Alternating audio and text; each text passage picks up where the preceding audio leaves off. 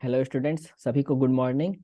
तो आज जो है हम क्लास 10th वालों का 3 मार्क्स के जो भी इंपॉर्टेंट क्वेश्चंस हैं उन सारे इंपॉर्टेंट क्वेश्चंस को डिस्कस करेंगे इस वीडियो में। 5 ही क्वेश्चन है और मुश्किल से 10 से 15 मिनट का वीडियो होगा, शॉर्ट वीडियो बनाऊंगा, ठीक है, 10 से 15 मिनट का।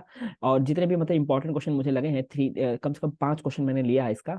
तो आप पूरी वीडियो एंड तक देखना और फिर बताना कि वीडियो कैसी लगी कमेंट बॉक्स में।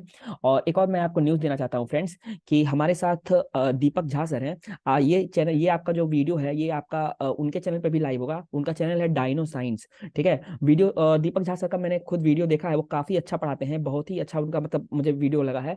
आप भी एक बार जो लोग मेरे चैनल पे देख रहे हो, ठीक है, वो लोग मैं नीचे कमेंट सेक्शन पे डाल दूंगा कि आप उनका उनका वीडियो का उनका जो है चैनल का मैं लिंक डाल दूंगा, तो आप जाकर उनका चैनल सब्सक्राइब और लाइक कर देना। आप देखना कि वो भी काफी अच्छा पढ़ाते हैं। अगर आपको पसंद आए तो आप उसको लाइक और सब्सक्राइब कर सकते हो। और जो लोग जो है डायनो साइंस पे मतलब इस ये वीडियो जो है वो मेरे चैनल पे भी होगी और डायनो साइंस पे भी होगी। तो डायनो साइंस के जितने भी बच्चे देख रहे हैं मुझे, उन सभी को गुड मॉर्निंग और सभी को जो है मैं स्वागत करता हूं।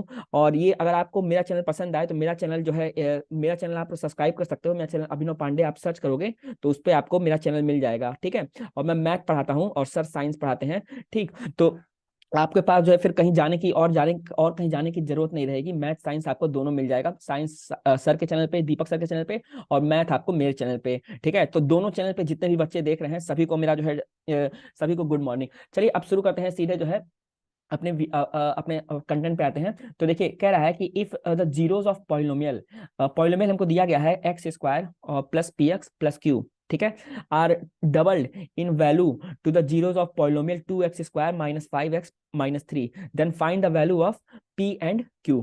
अब आपसे ये कह रहा है कि if the zeros of polynomial, ये पॉलिनोमियल दिया गया है, हम मान लेते हैं इसके जीरोस हैं, एक है अल्फा और एक है बीटा। कह रहा है कि are double in values to the zeros of polynomial this. अब इस पॉलिनोमियल के पहले आप जीरो निकाल लीजिए। तो इस पॉलिनोमियल के जीरो निकालेंगे, ठीक है, और जो ऊपर वाला पॉलिनोमियल है उसके जीरो जिसके डबल हैं, ठीक है। Find the value of P and Q, हमको पी एंड क्यू फाइंड करना है। तो देखिए सबसे पहले आप इसके जीरो निकाल लीजिए। तो इसके जीरो निकालने का क्या तरीका है, ये आपका फैक्टराइज करना पड़ेगा। तो 2x² माइनस 5x माइनस 3, ठीक है। तो यहाँ से देखिए आप फैक्टराइज करेंगे तो इसको लिख सकते हैं 2x² माइनस 6x और प्लस x-3। यहाँ से ये हो गया आपका 2x कॉमन हो गया, तो x-3, और प्लस आप 1 कर दोगे इसमें तो ये x-3। तो यहाँ से आपको क्या मिल गया फैक्टराइज होके कि 2x+1 और x-3, ठीक है, ये आपको इससे मिल गया। तो इसका जीरो आप क्या क्या निकालिए। देखो इसका जीरो हो गया, एक इसका जीरो हो गया, जीरो हो गया आपका -1/2 और दूसरा जीरो हो गया 3, ठीक। ये किसका जीरो निकला, ये जो नीचे वाला पॉलिनोमियल दिया था इसके जीरो निकले, इसके जीरोस। तो इस वाले पॉलिनोमियल के जीरोस क्या क्या आ गए, देखिए एक जीरो आया -1/2 और दूसरा कितना आ गया 3। अब आप पढ़िए क्वेश्चन जरा फिर से, क्या कह रहा है, कह रहा है कि if the zeros of polynomial इतना, इसके जीरोस क्या है अल्फा बीटा, ठीक, are double in values to the zeros of polynomial this, यानी जो अल्फा बीटा है वो इसका डबल है। इसके जीरोस के, इसके जो पॉलिनोमियल थे, ये जो पॉलिनोमियल था 2x² वाला, इसके जीरोस का डबल है, यानी अल्फा हो जाएगा, डबल कर देंगे तो 2 × -1/2। और बीटा क्या हो जाएगा, बीटा आपका हो जाएगा, ये 3 है तो 2 × 3 कर देंगे, डबल कर दिए हम, तो ये कितना हो गया, ये -1 हो गया और ये कितना हो गया 6 हो गया, ठीक है। देखिए अब इसके जो जीरोस हैं x² plus p x plus Q वाले, इसके जो जीरोस हैं वो कैसे हैं, जो नीचे वाला पॉलिनोमियल है उसके डबल हैं, ठीक है। तो यही क्वेश्चन में आपको समझना था। तो अल्फा बीटा मिल गया, अब आपको पी और क्यू की वैल्यू निकालनी है। तो पी और क्यू की वैल्यू अब निकालना अब आसान है। देखिए पॉलिनोमियल आपका क्या था, पॉलिनोमियल आपका था x² प्लस पी एक्स और प्लस क्यू, ठीक है, यही पॉलिनोमियल है ना, एक बार फिर से चेक कर लें, x² plus p x plus Q, हाँ ठीक। अब देखिए अब हमको पता है कि अल्फा प्लस बीटा क्या होता है, -b/a, अल्फा प्लस बीटा ये क्या हो जाएगा आपका -b, तो यहाँ b की जगह तो p है, तो -p/a करेंगे तो a की जगह 1 है तो लिखने की जरूरत नहीं है। अब अल्फा प्लस बीटा कितना हो जाएगा, तो अल्फा आपका -1 है और बीटा कितना है 6 है, तो अल्फा प्लस बीटा क्या हो जाएगा, 6 और -1 5 हो जाएगा, ठीक है। तो ये हो गया 5 बराबर आपका -p। तो यहाँ से आपको p का वैल्यू कितना मिल गया, p का वैल्यू हो गया -5, पहला हो गया। q का वैल्यू निकालना है, तो आपको पता है कि प्रोडक्ट ऑफ जीरो आप करोगे, प्रोडक्ट ऑफ जीरो यानी अल्फा इंटू बीटा, ये बराबर होता है c/a, c/a यानी q/1, ठीक है। तो अल्फा बीटा क्या हो जाएगा 6 × -1 यानी -6, तो ये बराबर हो गया q के, यानी q की वैल्यू कितनी आ गई आपकी, q की वैल्यू आ गई -6। तो यही आपका आंसर हो गया कि p = -5 और q = -6, ठीक है। चलिए अब एक बढ़िया क्वेश्चन है, थोड़ा सा लेवल इसका ज्यादा है क्वेश्चन का, ठीक है, तो इसको ध्यान से जरा समझिएगा। देखिए कह रहा है कि एक train covered a certain distance at a uniform speed, एक ट्रेन है जो यूनिफॉर्म स्पीड पर चलती है, ठीक, सर्टेन डिस्टेंस मतलब डिस्टेंस फिक्स है, तो डिस्टेंस फिक्स है तो हम डी मान लेते हैं इसका डिस्टेंस है, ठीक है, सर्टेन डिस्टेंस कह रहा है ना, ठीक।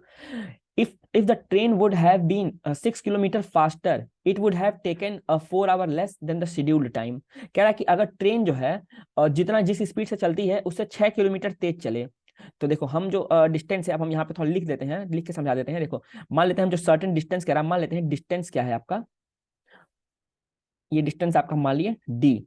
फिर कह रहा है कि if train would have been 6 kilometre faster, यानी अब हम पहले मान लेते हैं कि जो स्पीड है नॉर्मल स्पीड है इसकी, जो मतलब जो हमेशा जिस स्पीड से चलती है वो है एक्स आपका, ये इसका स्पीड है ट्रेन का, ठीक।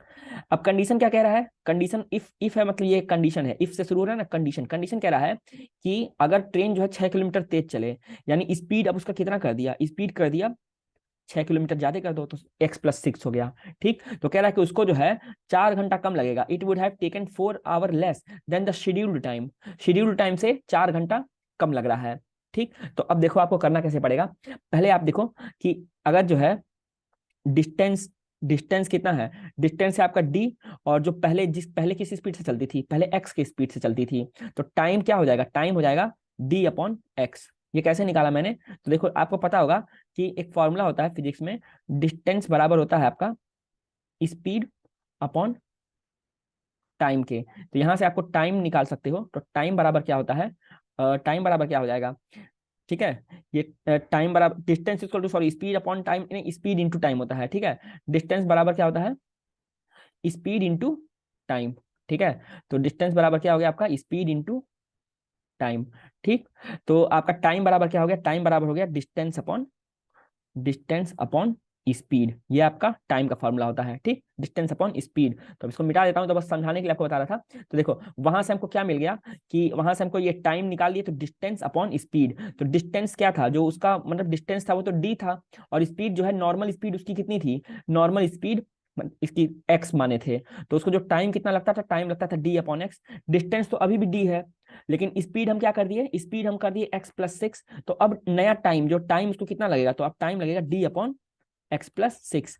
अब कह रहा है कि ये जो टाइम है, क्योंकि स्पीड बढ़ाएं तो टाइम कुछ कम लगेगा ना, आप गाड़ी का स्पीड बढ़ा देते हो तो जहां जाना है वो कम समय में पहुंच जाते हो, ठीक। तो वही कह रहा है कि अगर ट्रेन की स्पीड 6 किलोमीटर हम बढ़ाए हैं तो उसको 4 घंटा कम लगता है शेड्यूल्ड टाइम से, मतलब जितना पहले समय लगता था उससे 4 घंटा कम लग रहा है, ठीक। तो पहले समय कितना लगता था, पहले समय लगता था d/x, अब समय कितना लगता है, अब समय लगता है d/x+6, इतना समय लगता है। और पहले वाला समय ज्यादा था, कितना ज्यादा था, 4 घंटा ज्यादा था, तो पहले वाले समय में से दूसरा वाला समय घटा दिया तो 4 आ गया, ठीक। ये आपका इक्वेशन 1 बन गया।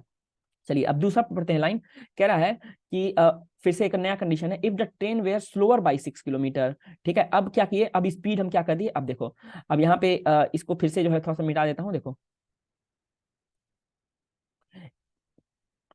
कह रहा है कि if the speed is slower, slower कर दिए माने घटा दिए, 6 किलोमीटर घटा दिए, ठीक। तो अब क्या होगा, ठीक है, तो फिर आगे पढ़ते हैं, if the if the train were slower by 6 kilometre, अगर 6 किलोमीटर स्पीड घटा दे रहे हैं, it would have taken 6 hour more than the scheduled time, तो शेड्यूल्ड टाइम से उसको 6 घंटा ज्यादा लग रहा है। तो अब देखो अगर हम डिस्टेंस तो अभी भी डी है, अब स्पीड 6 किलोमीटर घटा दिए तो स्पीड x-6 हो गया, तो टाइम कितना लगेगा, d/x-6, इस स्पीड डिस्टेंस अपॉन स्पीड, यही टाइम होता है, टाइम इतना लग रहा है। लेकिन क्वेश्चन में कह रहा है कि अब जो टाइम लग रहा है, देखो स्पीड हम कम कर देंगे, आप भी अगर कहीं ट्रेवल कर रहे हो तो अगर आप स्पीड कम कर दोगे तो आपको टाइम ज्यादा लगेगा, तो अगर हम स्पीड कम कर दिए तो ये वाला जो टाइम है, ये वाला जो टाइम है d/x-6 वाला, ये ज्यादा होगा ना, कितना ज्यादा है, कह रहा है कि it would have taken 6 hour more, 6 घंटा ज्यादा समय लग रहा है उसको, यानी इसका मतलब ये हो गया कि d/x-6, और इसमें से आप घटा दो जो ओरिजिनल टाइम था, ठीक है, क्योंकि तो ये कितना बराबर हो गया 6 के, तो ये आपका इक्वेशन हो गया, इक्वेशन नंबर 2, ठीक है। अब सवाल इसको आप सॉल्व कैसे करोगे, तो देखो सॉल्व करने का सबसे आसान तरीका आपको बताता हूं, ठीक है। तो पहले क्या करो ना, आप इक्वेशन 1 में से डी कॉमन ले लो, तो डी कॉमन लोगे तो देखो ये बन जाएगा आपका डी, ऐसे ले लिया तो ये आपका बन गया 1/x और -1/x+6, ठीक है, बराबर 4 के, ठीक। यहाँ से आप इसको, ये इक्वेशन 1 को सॉल्व कर रहा हूँ, ठीक है, ये इक्वेशन आपका पहला इक्वेशन है, ठीक। यहाँ से आपको मिल गया डी, और ये आपका हो गया x+6, ठीक है, x+6 minus x upon x into x+6, ठीक। तो ये बराबर आपका हो गया 4 के। यहाँ से देखो x और x कट गया, ठीक है, तो ये आपको मिल गया 6d अपॉन x+6 बराबर 4 के, ठीक। अब देखो दूसरा वाला इक्वेशन से अगर इक्वेशन 2 सॉल्व करें इस वाले की इक्वेशन को, तो यहाँ से भी फिर से डी कॉमन ले लो, तो डी कॉमन ले लोगे तो वहाँ फिर से यही देखो एलसीएम वगैरह लोगे तो x और माइनस x+6, ठीक है, जैसे उसको किया वैसे ही कर रहा हूँ, ठीक है। और ये x-6 इंटू एक्स, ये किसके बराबर हो जाएगा, ये बराबर हो जाएगा 6 के, ठीक। तो यहाँ से आपको मिल गया फिर से x और x कटा, तो यहाँ से आपको 6d, ये अपॉन में क्या मिल गया आपको x और x-6, कितना आ गया आपका 6 के बराबर आ गया, ठीक है। तो अब देखो क्या करो ना, दोनों में से 6d का वैल्यू तो मिल गया, यहाँ से देखो यहाँ से 6d का वैल्यू कितना मिल गया, यहाँ से 6d का वैल्यू मिला 4x x+6, और यहाँ से आपको 6d का कितना वैल्यू मिला 6x और x-6। अब दोनों बराबर ही होगा, दोनों 6d के इक्वल है, तो दोनों आपस में बराबर होगा, तो दोनों आपस में बराबर कर दो, तो 4x x+6 ये किसके बराबर हो गया 6x x-6 के, ठीक है। x से x कैंसिल, और 2 2 जा 4 और 2 3 जा 6, तो यहाँ से आपको मिल गया 2x और प्लस 6 दूनी 12 बराबर आपका हो गया 3x माइनस 6 3 18, तो 3x माइनस 2x बराबर आपका 30, यानी कितना उसका पहले ओरिजिनल स्पीड कितना था उसका 30 किलोमीटर पर आवर, ठीक है। अब आपको तो स्पीड तो निकालना नहीं, आपको तो डिस्टेंस निकालना है कि उस डिस्टेंस कितना है, तो यहाँ किसी भी एक इक्वेशन में रख दो, तो मैं इक्वेशन 1 में रख दे रहा हूँ, तो इक्वेशन 1 में रखूंगा तो देखो यहाँ पे हमको इक्वेशन 1 या इसको जो ज्यादा सॉल्व करके ये वाला फॉर्म आया था ना, इसमें रख दो, तो 6d का वैल्यू कितना आया था 4x x+6, यही ना आया था, ठीक है।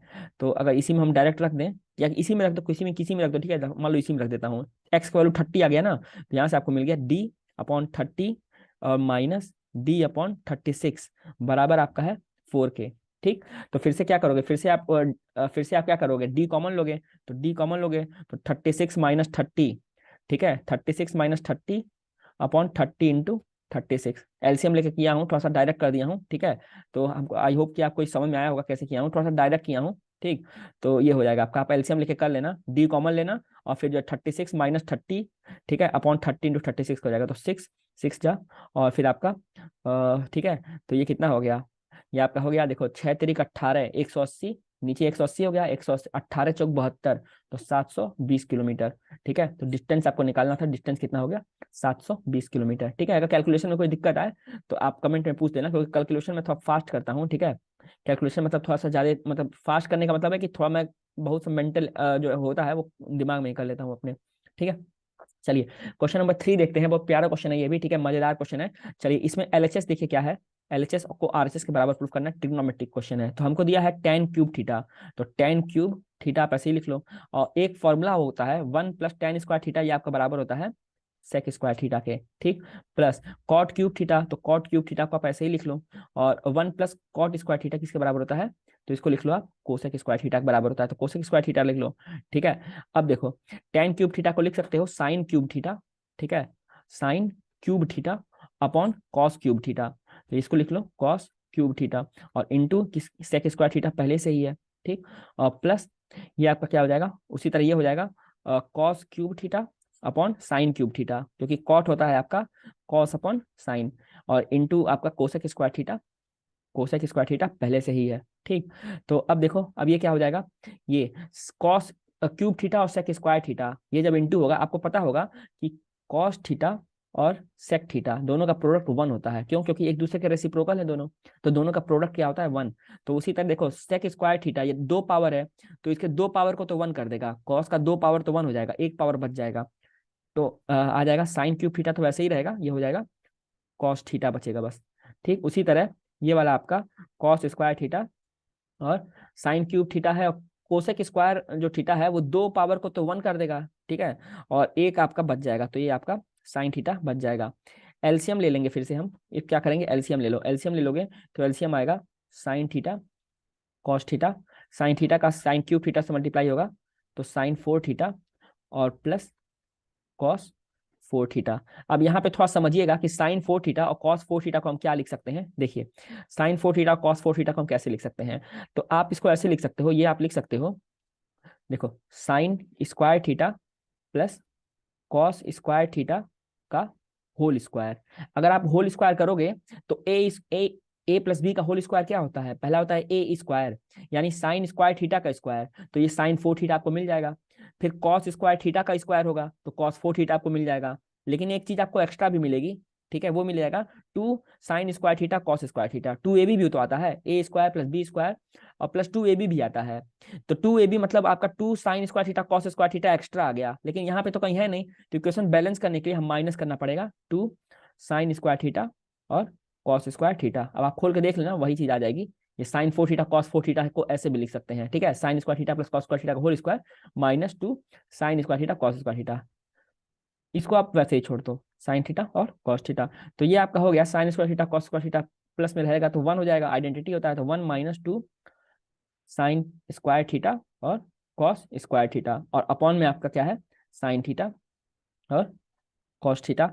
तो अब देखो ये जो अपॉन में है, जो डिनोमिनेटर में है, वो दोनों न्यूमरेटर पे जाएगा, तो one upon sine theta cos theta होगा। तो ये आपका हो जाएगा, उल्टा हो जाएगा रेसिप्रोकल, तो कोसेक थीटा और सेक थीटा, और माइनस टू जब इसके नीचे आएगा साइन थीटा कॉस थीटा, तो ये हो जाएगा आपका साइन थीटा और कॉस थीटा। स्क्वायर है तो एक एक पावर दोनों की कट जाएगी, तो साइन थीटा कॉस थीटा। यही हमको प्रूव करना था, ठीक है, यही हमको प्रूव करना था कि यही हमको प्रूव करना था। देखो मैं दिखा देता हूँ एक बार आपको, ठीक है, कि हमको जो है यही, कहाँ गया पेन, हाँ, ये हमको जो है यही प्रूव करना था। देखो two sec theta cosec theta minus two sine theta cos theta, तो यही आपका जो प्रूव करना था, आप देख सकते हो कि आ चुका है। चलिए नेक्स्ट क्वेश्चन पे आते हैं स्टूडेंट्स, ठीक है, प्रोबेबिलिटी का क्वेश्चन है, काफी अच्छा क्वेश्चन है, ठीक है, मजा आएगा इस क्वेश्चन को लगा के आपको। और ये देखिए प्रोबेबिलिटी करने को तो सब लोग कर लेते हैं, बहुत मैं देखा हूं, लेकिन ये क्वेश्चन कुछ अलग है, मजेदार क्वेश्चन है। देखिए कैसे कह रहा है कि टू क्वाइंस, सिक्के हो जो होते हैं, आप टॉस साइमल्टेनियसली, आपने हेड टेल बहुत खेला होगा अपने बचपन में, अभी भी खेलते होंगे बहुत लोग टॉस करने के लिए। तो कह रहा है कि प्रोबेबिलिटी ऑफ गेटिंग, अब वर्ड्स को समझिएगा, यहाँ अगर आप वर्ड्स को समझ लेंगे तो आप क्वेश्चन आसानी से कर लेंगे, ठीक है। मैं समझाऊंगा आपको एटलीस्ट क्या होता है, एटमोस्ट क्या होता है, ये चीज बहुत इंपॉर्टेंट है प्रोबेबिलिटी में समझना। तो पहले अगर टू कॉइन को टॉस किए हैं तो व्हाट इज द प्रोबेबिलिटी, तो पहले हम सैंपल स्पेस निकालेंगे। सैंपल स्पेस मतलब क्या क्या आ सकता है कुल। तो देखो मान लो एक कॉइन है ये और एक कॉइन है ये, तो हो सकता है इस पर हेड आ जाए और इस पर भी हेड आ जाए, हो सकता है इस पर हेड आ जाए और इस पर टेल आ जाए, हो सकता है कि इस पर टेल आ जाए, इस पर हेड आ जाए, हो सकता है इस पर टेल आ जाए और इस पर टेल आ जाए। अब इससे ज्यादा कुछ हो नहीं सकता, कोई प्रोबेबिलिटी नहीं, इस यही सैंपल स्पेस है। तो सैंपल स्पेस में हमारे पास क्या क्या है, हेड हेड, हेड टेल, ठीक, टेल हेड और टेल टेल, ये हमारे पास इतना सैंपल स्पेस है। अब देखिए एट लीस्ट का मतलब होता है कि कम से कम, कम से कम एक हेड, कम से कम एक हेड तो होना ही चाहिए, ठीक है। तो देखो इसमें एक हेड, इसमें तो दो हेड है, तो कम से कम एक हेड तो है ही, इसमें एक हेड है, इसमें भी एक हेड है, ठीक है। तो तीन ऐसे केसेस हैं, तीन ऐसे हमारे पास जो है इवेंट्स हैं, पहला इवेंट ये, दूसरा ये, तीसरा ये, इसमें तो कोई हेड नहीं है। तो कह रहा है कि ये नहीं हो सकता, टेल टेल नहीं हो सकता। क्यों नहीं हो सकता, क्योंकि कह रहा है कि कम से कम एक हेड तो होना ही चाहिए, तो कहाँ इसमें एक हेड है, नहीं है। तो हमारे पास तीन फेवरेबल इवेंट है, तीन, तो इसका प्रोबेबिलिटी क्या हो गया, तीन हमारे पास फेवरेबल इवेंट है और टोटल नंबर ऑफ इवेंट क्या है, फोर, तो 3/4 इसका प्रोबेबिलिटी हो गया, ठीक। अब देखो कह रहा है कि at most one head, at most का क्या मतलब होता है, एट मोस्ट का मतलब होता है अधिक से अधिक, ठीक है। एट मोस्ट का मतलब लिख लेना, इसको मैं लिख भी दे रहा हूं ताकि आपको याद है, कॉपी में अपने उतार लेना, बड़ा इंपॉर्टेंट है। अधिक से अधिक, ठीक है, अधिक से अधिक, अधिक से अधिक, हिंदी थोड़ा मेरा राइटिंग वाइटिंग थोड़ा वो है, ठीक है, हो सकता है स्पेलिंग भी गलत हो, ध्यान मत देना उस पर, मैथ का टीचर हूँ। अधिक से अधिक, तो अधिक से अधिक मतलब देखो एक टेल होना चाहिए, ठीक है, अधिक से अधिक एक टेल। तो देखो इसमें तो क्या नाम, इसमें जीरो टेल है, कोई टेल नहीं है, तो ये भी चलेगा। क्यों, क्योंकि उसको कहा कि एट मोस्ट मतलब ज्यादा से ज्यादा एक टेल हो, जीरो रहेगा तो भी काम चल जाएगा, वन रहेगा तो भी काम चल जाएगा, लेकिन वन से ज्यादा नहीं होना चाहिए। तो इसमें जीरो है तो ये फेवरेबल इवेंट है, ठीक, इसमें एक टेल है तो ये भी फेवरेबल इवेंट है, इसमें इसमें भी एक टेल है तो ये भी फेवरेबल इवेंट है। अब इसमें दो टेल है, दो टेल, लेकिन कह रहा है कि अधिक से अधिक ज्यादा से ज्यादा एक ही टेल होना चाहिए, तो ये अनफेवरेबल हो गया, ये फेवरेबल इवेंट नहीं है, ठीक है। ये हेड हेड में देखो जीरो टेल है तो ये भी फेवरेबल इवेंट है। ये फेवरेबल इवेंट इसलिए है क्योंकि उसको तो मतलब ही नहीं, उसको तो कहा कि अधिक से अधिक एक टेल होना चाहिए, नहीं भी होगा तो भी बात, कोई दिक्कत नहीं है उसको। तो फेवरेबल इवेंट कितने हो गए, फिर से तीन हो गए, कौन कौन से, देखो एक दो तीन, जिसपे टिक लगा हुआ है, तो तीन फेवरेबल इवेंट है, total number of event four है, तो इसका भी आंसर यही हो जाएगा 3/4, इसका भी आंसर 3/4 हो जाएगा। अब ये तो आसान है तीसरा वाला, एक हेड और एक टेल। तो आप देख सकते हो एक हेड और एक टेल खाली दो ही में है, एक इस वाले में एक हेड एक टेल है, एक इस वाले में एक हेड एक टेल है, ठीक है। तो दो ही ऑप्शन ऐसे हैं जिसमें एक हेड एक टेल है, बाकी में ये इसमें दोनों हेड है और इसमें दोनों टेल है, तो ये दोनों अनफेवरेबल है। तो दो फेवरेबल इवेंट है और टोटल इवेंट 4 है, तो 2/4 हो गया, यानी 1/2 हो गया। तो इसका जो आंसर हो जाएगा इस वाले का, ये हो जाएगा 1/2। ठीक है, तो इस क्वेश्चन को आप एक बार अच्छे से पढ़ के जाना, क्योंकि आसान होता है प्रोबेबिलिटी का क्वेश्चन, लेकिन अगर आप जो है इसको जो है क्वेश्चन समझ पाओ तो ठीक है। आज का आखिरी क्वेश्चन है फ्रेंड्स, और आज का आखिरी क्वेश्चन है कि a dealer sells a toys for ₹24। ठीक है, एक डीलर बेचता है, यानी सेलिंग प्राइस, सेल कर रहा है, इसका मतलब सेलिंग प्राइस कितना है, ₹24। ठीक, अब कह रहा है कि गेन एज मच परसेंट, मतलब गेन परसेंट बता रहा है। देखो गेन एज मच परसेंट, खाली गेन कहता तो गेन मतलब क्या होता है, अरे हम ₹10 का सामान लिए और हम ₹20 में बेच दिए, तो गेन हम कितना किए, गेन हम किए ₹10। ठीक, लेकिन जब गेन परसेंट कहता है, प्रॉफिट परसेंट कहता है, तो आप याद कर लेना कि प्रॉफिट परसेंट का फॉर्मूला क्या होता है। तो प्रॉफिट परसेंट बराबर होता है profit profit upon CP upon cost price into 100, ये प्रॉफिट परसेंट का फॉर्मूला होता है। ठीक, और प्रॉफिट क्या होता है, प्रॉफिट आपका होता है, प्रॉफिट क्या होता है, सेलिंग प्राइस में से कॉस्ट प्राइस घटा दो, वो प्रॉफिट हो जाएगा। जैसे देखो ये इसका सेलिंग प्राइस था, और मतलब ₹10 का सामान था, कॉस्ट प्राइस हमने ₹10 में खरीदा था कॉस्ट प्राइस, और ₹20 में बेचा, तो ये इसका सेलिंग प्राइस। तो प्रॉफिट क्या होता है, प्रॉफिट आपका कितना है, ₹10, वो क्या होता है, ये होता है एसपी माइनस सीपी, ये होता है। तो प्रॉफिट परसेंट का एक और फॉर्मूला हो जाता है कि SP minus CP upon CP into 100। ठीक है, अब हम इसको सॉल्व करते हैं। तो आपको फाइंड क्या करना है, आपको फाइंड करना है कॉस्ट प्राइस। तो जो भी फाइंड करना होता है, सीपी फाइंड करना है, तो सीपी को हम एक्स मान लेंगे। तो आप एज्यूम कर लो सीपी इक्वल टू एक्स है आपका। ठीक है, अब क्वेश्चन को ध्यान से पढ़ते हैं। तो क्वेश्चन में कह रहा है कि द ए डीलर सेल्स एक टॉय, एक खिलौना बेचता है ₹24 में। तो देखो ₹24 में बेच रहा है, सेलिंग प्राइस 24 की है। फिर कह रहा है कितना गेन करता है, कितना परसेंट, उसको as much percent as the cost price of toy, मतलब कॉस्ट प्राइस अगर एक्स है तो गेन परसेंट, प्रॉफिट परसेंट कितना है उसका, प्रॉफिट परसेंट भी एक्स है। ठीक है, क्योंकि वो कह रहा है कि gains as much percent as the cost price, जितना कॉस्ट प्राइस है उतना परसेंट उसको गेन हो रहा है। तो प्रॉफिट परसेंट आपका ये भी कितना है, प्रॉफिट परसेंट आपका एक्स है। तो अब इस फॉर्मूले में हम इसको रख देंगे। ठीक है, ये फॉर्मूला जो है प्रॉफिट परसेंट का क्या फॉर्मूला होता है, तो प्रॉफिट परसेंट का ये फॉर्मूला इसी में रख दो। तो प्रॉफिट परसेंट आपका कितना है, एक्स, जितना कॉस्ट प्राइस है। ठीक, एसपी आपका कितना है, एसपी आपका 24 है, माइनस सीपी आपका एक्स है, अपॉन सीपी कितना है, एक्स है, इंटू किससे कर दोगे, 100 से कर दोगे। तो यहाँ से आपको क्या मिल गया, यहाँ से आपको मिल गया कि ये एक्स का एक्स से इंटू होगा, तो एक्स स्क्वायर बराबर आपका हो गया, हाँ 24 इंटू 100, तो 2400 और माइनस 100x। ठीक है, तो यहाँ से आपको क्या मिल जाएगा, देखो यहाँ से आपको मिल जाएगा, अब यहाँ से आपको हो गया एक्स स्क्वायर और प्लस 100x और माइनस 2400 बराबर आपका 0 हो गया। ठीक, तो ये हो गया आपका। ठीक है, अब यहाँ से आप क्या कर सकते हो, यहाँ से देखो आप इसको 100x को तोड़ोगे आप, ठीक है, तो 2400 है ना, तो 2400 है, कैसे तोड़ोगे इसको, तो 2400 को लिख सकते हो 12 दूनी 24 होता है, 12 2, यानी इसको कर दो एक्स स्क्वायर और प्लस 120x और माइनस 20x। ठीक है, माइनस 240 बराबर 0। तो ये कितना हो गया, 120 में से 20 गया आपका, तो 100 बच गया, तो 100x हो जाएगा। ठीक, और ये आपका ऐसे ही रहने दो इसको। ठीक है, तो आ गया। अब देखो आप x कॉमन लोगे तो x प्लस 120 और माइनस 20 कॉमन लोगे तो x और प्लस 120 बराबर 0 के। तो यहाँ से x प्लस 120 और x माइनस 20 बराबर आपका 0 के। x की दो वैल्यू आ गई, ₹20 और माइनस ₹120। तो कॉस्ट प्राइस को आप माने हो x, तो कॉस्ट प्राइस तो जाहिर सी बात है निगेटिव तो होगा नहीं, 120 तो गलती है। तो कॉस्ट प्राइस सीपी आपको निकालना था, तो सीपी कितना हो गया, सीपी आपका हो गया ₹20, यानी वो कितने में खरीदा होगा, ₹20 में सामान को खरीदा होगा। ठीक है, और क्या पूछा था देख लेते हैं। तो कॉस्ट प्राइस आपका पूछा, तो cost price of toy, cost price of toy कितना हो गया, ₹20। which mathematical concept is used in the above problem, तो कौन सा मैथमेटिकल कंसेप्ट इसमें लगा है। ठीक है, तो इसमें कौन सा मैथमेटिकल कंसेप्ट लगा है, देखो क्वालिटी की इक्वेशन बन रहा है ना, क्वालिटी की इक्वेशन बन रहा है, तो इसमें लिख दो आप कि कौन सा मैथमेटिकल कंसेप्ट लगा है। तो मैथमेटिकल कंसेप्ट कौन सा है, क्वालिटी की इक्वेशन का। ठीक है, तो लिख देंगे हम क्वालिटिक क्वालिटिक इक्वेशन, ठीक है। मैथमेटिकल कंसेप्ट यूज कौन सा है, क्वाड्रेटिक इक्वेशन का, ठीक है। तो फ्रेंड्स आज की ये वीडियो यहीं पे खत्म होती है, ठीक है। वीडियो कैसी लगी हुई है आप कमेंट सेक्शन में जरूर बताना, ठीक है। दोनों चैनल पे जितने भी बच्चे देख रहे हो, तो आपको वीडियो कैसी लगी आप कमेंट सेक्शन में मुझे बता सकते हो। कोई भी आपको डाउट आता है तो आप कमेंट सेक्शन में पूछ सकते हो। और अगर आपको जो है कोई पर्सनल क्वेश्चन पूछना है तो आप मेरा नंबर भी ले सकते हो, ठीक है। सर के पास होगा, जो लोग डायनो साइंस पे देख रहे होगे, सर से आप अपना नंबर मांग सकते हो, ठीक है। तो थैंक यू सो मच, आप इतना देर तक बने रहे। Thank you. It's Abhinav Pandey signing of.